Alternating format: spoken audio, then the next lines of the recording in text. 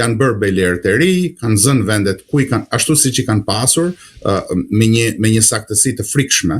Pra kush ka qenë komitet qendror, është bërë mirë, ka marrë 2-3 vende poste etj. Kush ka qenë ministër, ka marrë poste përpjestimisht, e të tjerë. Fëmijët tani janë fëmijët niprit, kush ka qenë ato organet e shërbimeve, janë ata që pastaj lëvizin fijet në dhe e të tjerë. Pra, letra Ilir Metës duhet të përjetohet nga publiku, mendoj unë, në gjykimin tim, si mënyra se si mendon dhe se si vepron paria kur nuk ka publik, pas perdave.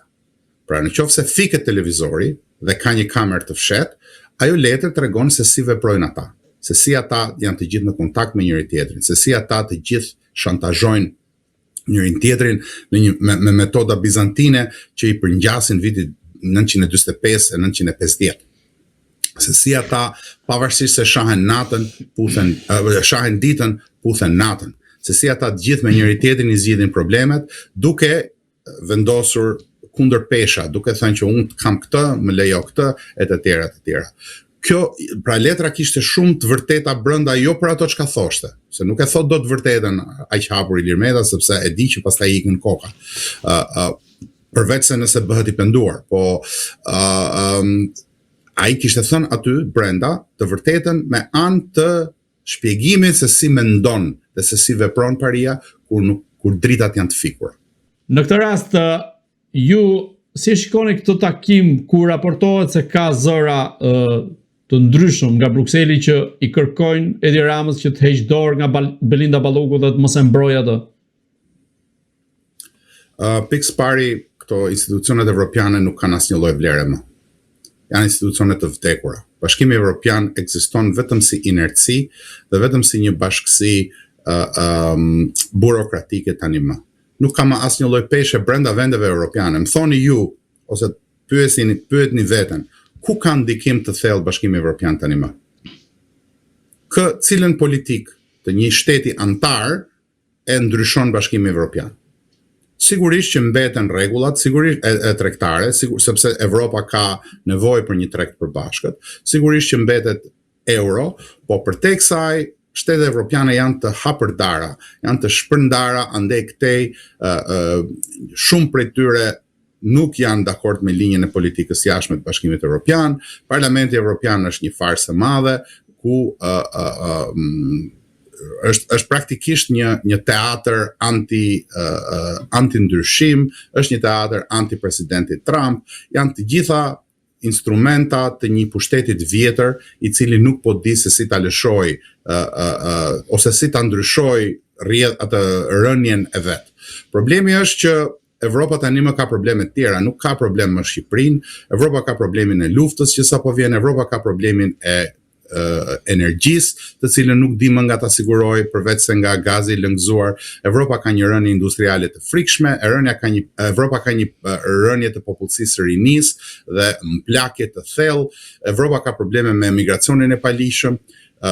Evropa e kërkon Shqipërinë si një vend ku të parkojë gjithë llumin e shoqërive të veta. Pra kushdo që vjen, kur çfarë do lloj prurje që ata e konsiderojnë llum, që vjen në vendet e tyre, ata duan ta parkojnë në Shqipëri dhe zoti Rama ka hapur dyert e Shqipërisë. I kishte hapur përpara, do t'i kishte hapur dhe Sali Berisha, mos keni asnjë lloj dyshimin. Këtë edhe Ilir Meta, këta nuk kanë ndonjë dëmshuri për popullin shqiptar, po ky turp i takon Edi Ramës, sepse ai është kryeministër sot e kaq vite, kështu që nuk mund të fshihet më pas gishtit. Kanë hapur Shqipërinë për ta bërë mbledhsin e llumit të gjithë Evropës. Këtë kanë bërë këta, prandaj ai shkon atje, prandaj ata e dëgjojnë, po të gjithë e njohin shumë mirë se kush është, të gjithë e dinë se sa i lidhur me krimin është, të gjithë e njohin se kush është Sali Berisha, andaj dhe ja pren atë fjalën për gjysmë atje, sepse e dinë që flet gjërat të cilat nuk qëndrojnë as në tokë, as në qiell shpesh herë. Nuk e ka problem të vërtetën. Të gjithë e njohin se kush janë politika shqiptare dhe i trajtojnë si kriminal të dorës dytë, ama kur ju duhet i përdorin për farsa teatrale, sepse politika ka dy anë, anën e teatrit dhe anën e realitetit. Në realitet ata i njohin, për teatr do t'i presin, e do t'i përcjellin, siç u pritej u përcoll në Washington edhe Gaddafi disa muaj përpara se se të ekzekutohej publikisht mes rrugës.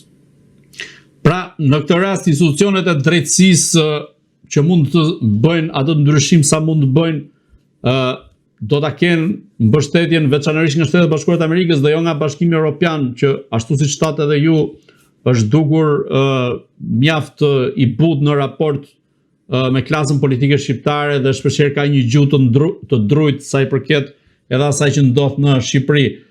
Dhe duke mbetur te ky argument, si mendoni tani pas Belinda Ballukut, nëse do të hiqet edhe imuniteti dhe s'pak do të veproj, sa rrezikohet Edi Rama në këtë rast?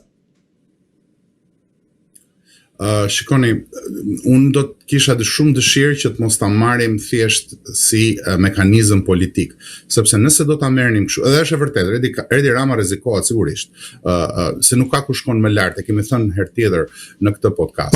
Pra nuk është risi kjo që sigurisht që Edi Rama rrezikohet. Mirë po, nëse e themi në këtë mënyrë, publiku e percepton sikur bie Edi Rama dhe cila është çfarë vjen më mbrapa Sali Berisha, se s'ka tjetër.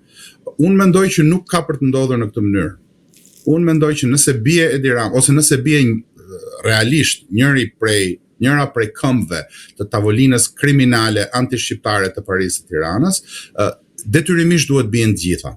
Pra rënja e njërit prej tyre, pra dënimi të themi faktik dhe përfundimtar i njërit prej tyre, dhe bërja e tyre më të pasgjetshëm në krye të vendit, do të dëmtonte dhe do të fillonte procesin e rënimit të gjithë sistemit.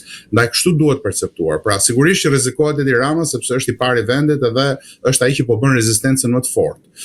Rrezikohet Sali Berisha, i cili vazhdon të mos avokatët e cilit vazhdojnë të mos paraqiten në gjyq. Ashtu si dhe avokatët e dhëndrit të tij nuk paraqiten në gjyq. Ashtu si avokatët e Erion Velis, të cilët vazhdojnë të ndryshojnë. Ka ndruar 3 palë avokatër Erion Velia, por nuk e thot media këtë. Edhe me anë të ndrrimit të avokatërve ka mundësinë që të vazhdojë të thotë po nuk më kanë dhënë dosjen, dhe nuk paraqiten në gjyq. Vetëm në Shqipëri ndodh që nuk paraqitet në gjyq avokati dhe shtyhet seanca. T'ja thuash një prokurori ose një avokati amerikan këtë, ose një gjykatës amerikan këtë, fillojnë të qeshin dhe mendojnë se ti po bën ndonjë shakat pa kripur. Si nuk paraqitet në gjyq avokati? Po të paraqitet me një këmbë, sepse nëse nuk paraqitet në gjyq avokati, gjykatësi duhet vendosë që të nesërmen në seanca e re me një avokat të përcaktuar kryesisht, dhe nëse vjen apo jo avokati, seanca do të ndodh, do të vazhdoj procesi sepse gjykatësit kanë një kalendar të caktuar të cilin nuk ka zot që e lëviz. Sigurisht ka vështirësi objektive, sigurisht ka tekalime të afateve në çdo lloj sistemi drejtësisë, dhe sistemi amerikan dhe sistemi evropian nuk bën ndryshim.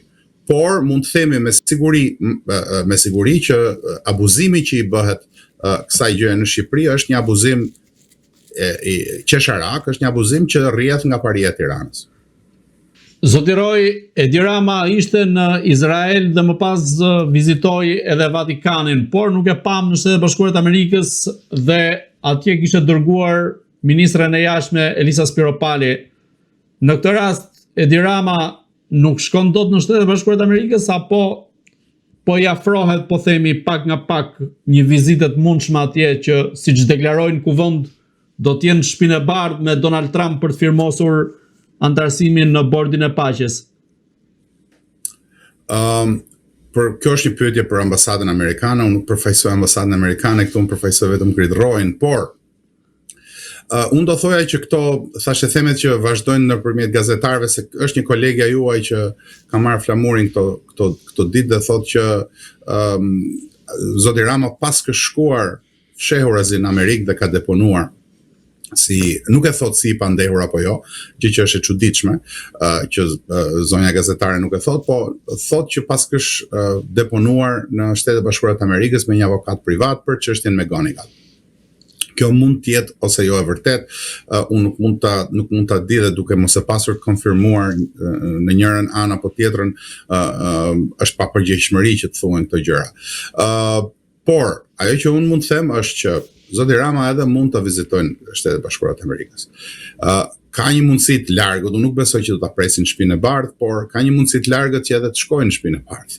dhe ta firmosë edhe bordin e paqes, sepse këto janë interesa që shkojnë përtej tij.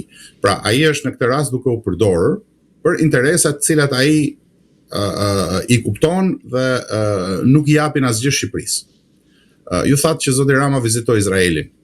Çfarë i dha Shqipërisë ajo vizitë? Çfarë përfituan shqiptarët nga ajo vizitë? Kush ishte qëllimi i saj? Kush ishte objektivi i saj? Ishte një vizitë shtetërore, foli në Knesset, shumë mirë bëri që foli, po tha që i dridhen gjunjë. Nuk e kuptova dot këtë lloj shprehje që i dridhen gjunjët, sepse kaq për ulësi, siç i dridheshin gjunjët zyrtarëve shqiptar dikur për Jugosllavinë, edhe pastaj kur u prishëm me Jugosllavinë ju dridhin gjunjët kur shkonin tek Hrushovi, dhe pastaj kur u prishëm me Hrushovin ju dridheshin gjunjët kur shkonin te Mao Zeduni, dhe pastaj kur u prishëm dhe me Mao Zedunin ju dridheshin gjunjët kur shkonin tek zyra e Komitetit Qendror të atij mërhumit. Nuk e kuptova se duhet i dridheshin gjunjët, pse ishte kaq i emocionuar kryeministri jon për një vizitë e cila shqiptarëve nuk besoj se i solli gjë.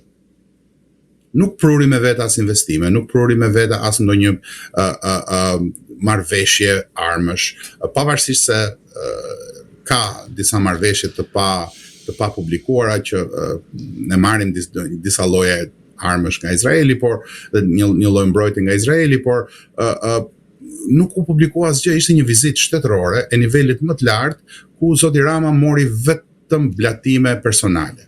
Pra kjo është duke sikur ishte një vizitë e Edi Ramës për t'i thënë Amerikës që unë kam Izraelin në krah dhe do ta keni vështirë të më thyeni. Përtej asaj unë nuk pash asnjë lloj nga ana diplomatike, asnjë lloj suksesi të zotit Rama. Nuk është ai i pari që ka vendosur marrëdhëniet me Izraelin, nuk është ai i pari që ka vënë në dukje që shqiptarët kanë qenë një popull që i ka mbrojtur Hebretëse. Ne kemi, dhe nuk është çështje që kemi mbrojtur Hebretë, do kishim mbrojtur çdo që të ishte, sikur të ishin alienët të ishin në Shqipëri, ne do t'i mbrojmë sepse kultura jonë është e tillë, kemi kulturën e besës, dhe kjo është një gjë që duhet na bëj krenar, por nga ana vizita diplomatike bëhen për arsye interesash, nga ana interesave të shteteve unë nuk pash asnjë lloj përfitimi. Kështu që kështu i ftoj ta gjykojnë edhe njerëzit, ta shohin dhe të pyesin veten, ore çana solli kjo vizitë aty? Pse duhet kryeministri jon të shkojë atje? Për t'ju kthyer pjesës së vizitës në Amerikë. Unë e përmenda pak më parë. Shtetet e mëdha ftojnë këdo, të cilin do, për të ardhur në momente të ndryshme, dhe nëse ju intereson, nëse ju duhet kjo firma e tij për të legjitimuar një bord paqe i cili do të konkuronte organizma ndërkombëtar siç janë OKB-ja e tjerë, ata do ta bëjnë, do ta ftojnë, do ta presin, do ta përcjellin, por kjo nuk do të thotë që zoti Rama i ka punën të mirë me Amerikën.